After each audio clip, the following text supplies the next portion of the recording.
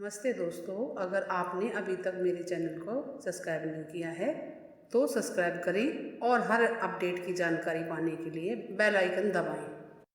दोस्तों 29 अगस्त को है इस बार परिवर्तनी एकादशी और इस एकादशी पर इस बार खास सहयोग बन रहा है। साथ ही वामन द्वादशी भी है इस दिन। जाने पूजा विधि, व्रत कथा, महत्व, पूजा का शुभ टाइम और क्या शुभ सहयोग है। दोस्तों भाद्र मास की शुक्ल पक्ष की एकादशी को परिवर्तनी या पद्मा एकादशी कहते हैं और डोल ग्यारस भी कहते हैं। इस बार ये शुभ सहयोग 29 अगस्त के दिन शनिवार को है और इस एकादशी पर बहुत शुभ सहयोग बन रहा है, जिससे इस एकादशी का महत्व और भी बढ़ जाता है। परिवर्तनी एकादशी के साथ ही इस बार भगवान विष्णु के 5वें अवतार वामन का भी जन्म उत्सव मनाया जाएगा। इस दिन भगवान विष्णु के वामन रूप की पूजा भी की जाएगी, इसलिए इस बार एकादशी का काफी महत्व है। साथ ही इस दिन एकादशी के साथ ही द्वादशी भी लग रही है। 29 अगस्त के दिन सुबह 8:18 पर एकादशी तिथि खत्म हो जाएगी और फिर द्वादशी तिथि शुरू हो जाएगी, जिससे एकादशी और द्वादशी दोनों तिथियों का सहयोग बन रहा है। साथ ही परिवर्तनी एकादशी पर इस बार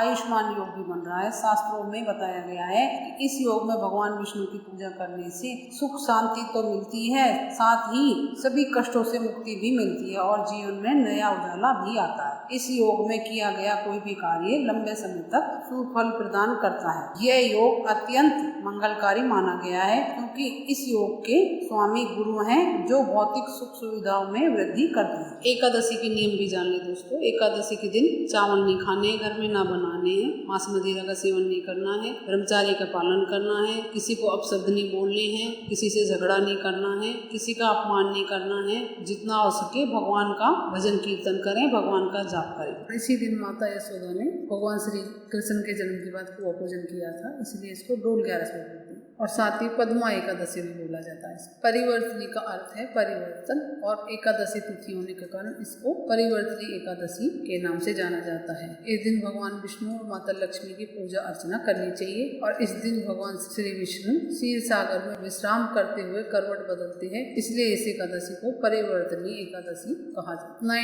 यदि इस दिन कोई व्यक्ति पूरी श्रद्धा से भगवान विष्णु और माता लक्ष्मी की पूजा अर्चना करता है तो उसको जीवन में सभी सुखों की प्राप्ति होती है और मरने के बाद वैकुंठ धाम में स्थान मिलता है और वाजपेयी यज्ञ के समान फल मिलता है। परिवर्तनीय एकादशी का महत्व।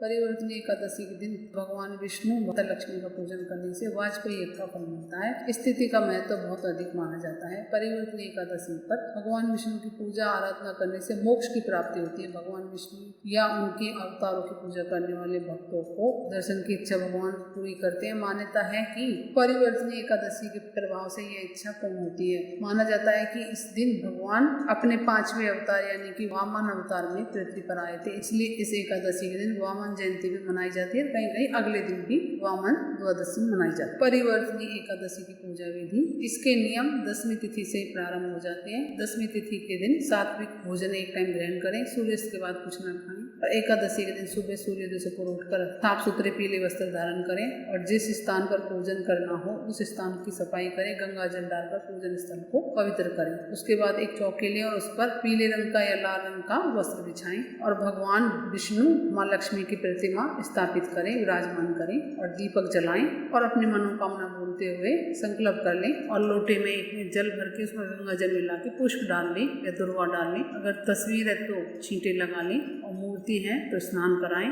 जल में गंगा जल मिले हुए जल से स्नान कराएं, फिर पंचामृत से स्नान कराएं भगवान को और माता को। उसके बाद फिर से गंगा जल में मिले हुए जल से स्नान कराकर वस्त्र अर्पित करें। कुमकुम चंदन से तिलक लगाएं। माता को कुमकुम से लगाएं, भगवान विष्णु को चंदन से तिलक लगाएं। यज्ञ को पवित्र अर्पित करें। माता को वस्त्र पीले फूलों की माला पहनाएं, पुष्प चढ़ाएं। भगवान विष्णु को तुलसी दल अर्पित करें, ऋतु फल अर्पित करें। लक्ष्मी माता को और भगवान विष्णु को नैवेद्य यानी कि मिठाई अर्पित करें। नारियल चढ़ाएं, फिर उनको आचमन कराएं यानी कि कुल्ला कराएं। उसके बाद पान में लौंग, इलायची, सुपारी डाल के पान अर्पित करें माता लक्ष्मी को और भगवान विष्णु को। इत्र जरूर लगा दें। इस बात का ध्यान रहे पूजा करने वाले का मुंह पूर्व दिशा में या उत्तर दिशा में होना चाहिए। आसन बिछा कर बैठे और उसके बाद भगवान विष्णु की चालीसा, विष्णु स्तोत्र, विष्णु सहस्त्र नाम का पाठ करें और कनकधारा स्तोत्र का और श्री सूक्त का पाठ करें। लक्ष्मी मंत्रों का जाप करें और भगवान विष्णु का मंत्र ओम नमो भगवते वासुदेवाय नमः का जाप करें निसरदान। इसके बाद भगवान विष्णु माता लक्ष्मी की आरती उतारें और पूजा में हुई गलतियों के लिए क्षमा मांगे।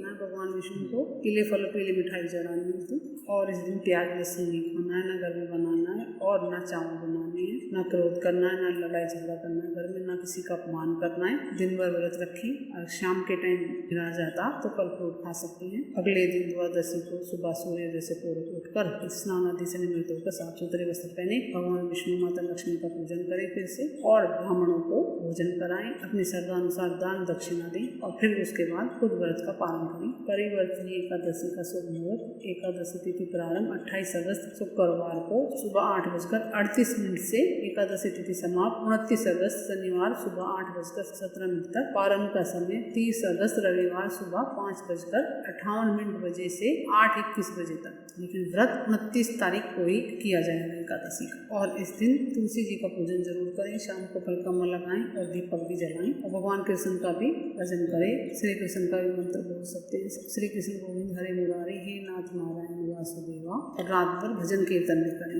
परिवर्तनीय एकादशी की व्रत कथा। पौराणिक कथा के अनुसार एक बार युधिष्ठिर जी और अर्जुन ने भगवान श्री कृष्ण से कहा, हे वासुदेव मुझे परिवर्तनीय एकादशी के महत्व के बारे में बतलाइए। इस पर भगवान श्री कृष्ण ने अर्जुन और युधिष्ठिर से कहा कि हे अर्जुन, हे युधिष्ठिर, मैं तुम्हें अब सभी पापों का नाश करने वाली परिवर्तनीय एकादशी की कथा सुनाने जा रहा हूँ, तुम ध्यान पूर्वक इसे सुनो। यह त्रेता युग की बात है। त्रेता युग में प्रहलाद का पुत्र राजा बलि राज्य करता था, लेकिन वह अत्यंत दानी व सत्यवादी और ब्राह्मणों की सेवा करने वाला था। वह जब तप सदैव करता था, इसी वजह से उसने देवराज इंद्र को युद्ध में परास्त करके स्वर्ग पर अपना आधिपत्य जमा लिया था। और वह भगवान विष्णु का अत्यंत भक्त था और इंद्रादि देवताओं का शत्रु था और उनको स्वर्ग से उसने निकाल दिया। सभी देवता मिलकर इस समस्या के समाधान के लिए भगवान विष्णु के पास गए और उनकी रक्षा के लिए प्रार्थना की। साथ ही देवताओं ने अपनी माता को भी बताया, तो देवताओं की माता अदिति ने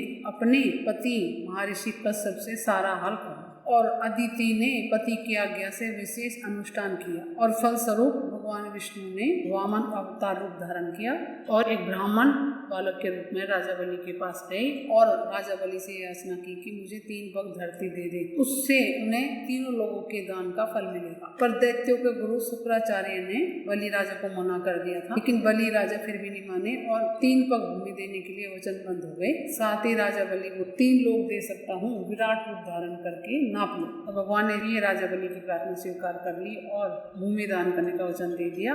जैसे ही राजा बलि ने दान का संकल्प लिया, भगवान विष्णु ने अपना विराट रूप धारण कर लिया। विराट रूप धारण करते ही भगवान विष्णु ने एक पैर धरती लोक और दूसरे पांव की एड़ी सर्व लोक को और पंजे ब्रह्मलोक को नाप लिया, जिसके बाद तीसरे पग के लिए कुछ विशेष नहीं रहा। तीसरा पैर रखने के लिए जैसे पग राजा बलि ने अपना सर नीचे कर दिया और राजा बलि की वचन प्रतिबद्धता को देखकर मैंने उन्हें पाताल लोक दे दिया और कहा कि सदैव मैं तुम्हारे साथ रहूंगा। जब भगवान चरण उठाने लगे तो बलि ने हाथ पकड़कर कहा, इन्हें मैं इस मंदिर में धरूंगा। भगवान बोले, यदि तुम वामन एकादशी का विधिवत व्रत करो तो मैं तुम्हारे द्वार पर कुटिया बनाकर रहूंगा। अतः बलि राजा ने परिवर्तनीय एकादशी का व्रत विधि विधान सहित किया और तब से भगवान की एक प्रतिमा द्वारपाल बनकर पाताल में और क्षीर सागर में निवास करने लगी और भगवान विष्णु की एक प्रतिमा राजा बलि के पास रही और एक क्षीर सागर में शेषनाग की शैया पर रहती है। परिवर्तनीय एकादशी पर भगवान विष्णु सोते हुए करवट बदलते हैं, इसलिए इसको परिवर्तनीय एकादशी कहा। और इस 11 को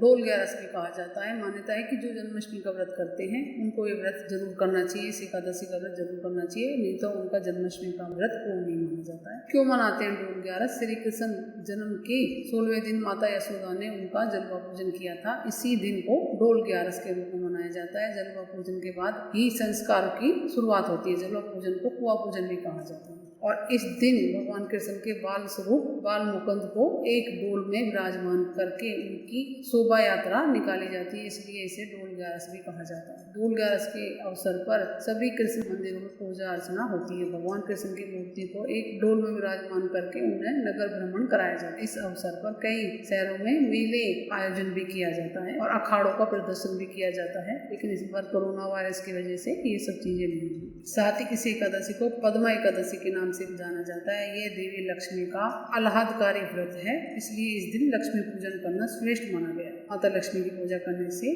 धन धान्य की कमी नहीं रहती। साथ में भगवान विष्णु की पूजा भी जरूर करें। और कुछ पूछना दोस्तों कमेंट्स करके पूछे। मेरे चैनल को लाइक करें, सब्सक्राइब करें, शेयर करें। नमस्ते दोस्तों।